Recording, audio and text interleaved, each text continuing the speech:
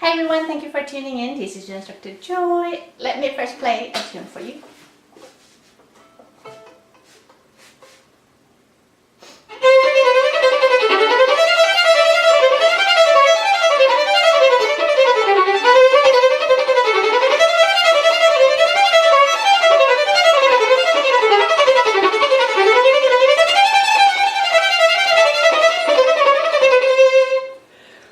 This was beginning of Paganini's Moto Perpetuo. I thought I'll make a video about very first Paganini piece that I would suggest. Let's face it, whether we like it or not, sooner or later we have to play a Paganini piece at some point. And then now we have to think about what first piece of Paganini would be a great start. That when I started playing Paganini first, my very first Paganini piece was Paganini Caprice number 13, which starts with a third double stop and then shifting very fast and then octave scales up and down, which was very, very hard and was very scary.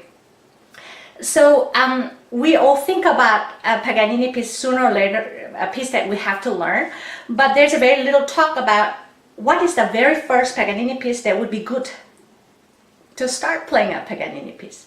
So I thought I'll bring that one first for you. So this piece was Moto Perpetuo by Paganini. As you can see, there is no double stops, which is great start. The only, well, there are two downsides of it would be it's very long, so it's 5-page long, so we have to learn to stay focused and concentrated throughout. The other one is, other than being very fast, there's a bow stroke involved, which is this which is sautille. I'll try to put, I think I made several videos about different bow strokes, including sautille. Basically, sautille is the one that we're taking advantage of the nature of wanting to bounce of the middle part of the bow. You know, the bow is curved like this, and where the middle part, oops, it's where the bow wants to bounce on its own. So without us trying to bounce actively, it kind of bounces on its own. So we don't have to actually throw the bow, just leave the bow on the string, and then we're allowing the finger joint to be very, very flexible. It works well.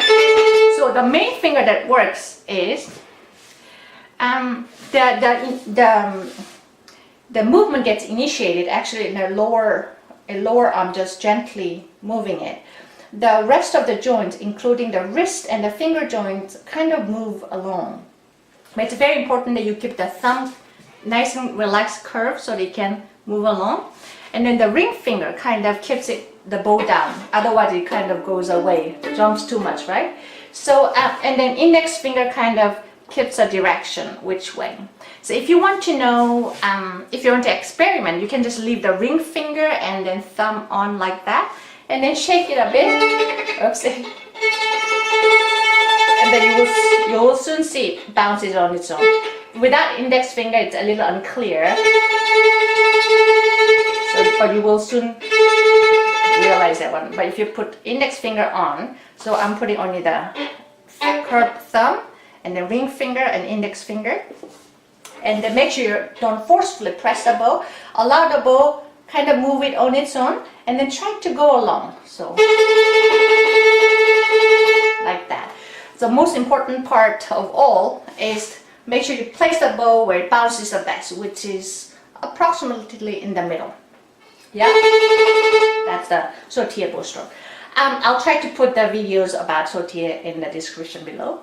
And then, as you can see, it's mostly first position. So you would first just learn the notes. Let's see. So just slowly. Sorry.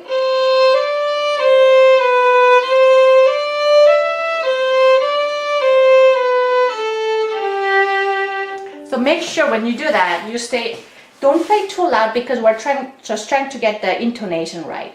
Once you're done, then you do gradually speed up a little.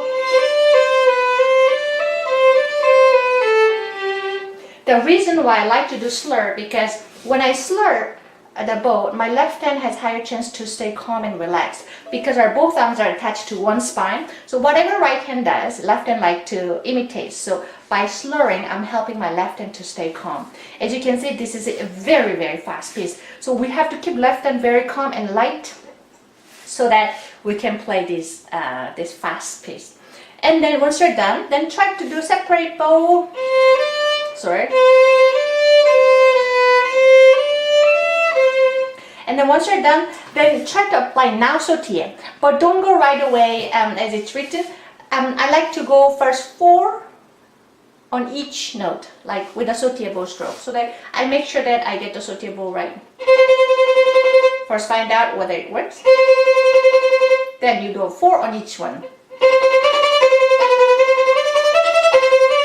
Yeah, and then you want to play that one until you feel settled and satisfied. And if you feel like you're settled, then you go to 3. I find it doing 3 bows in each note very, very important because it forces us to work on each direction, one's down and one's up. Make sure you don't only do even numbers such as 4, 2. So 3, very, very important one. And then once you're done, then move to second, 2, sautille on each. Let me try again. And then you go to 1 as it's printed. Yeah.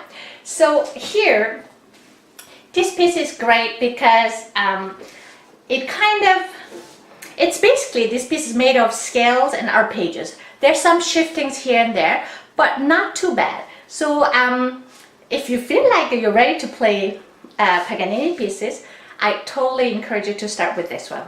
Yeah, have fun playing with this amazing piece, and I hope this gave you some ideas. Thank you for watching, and thank you all for your continued support. I really appreciate it. Hope to see you again. Bye.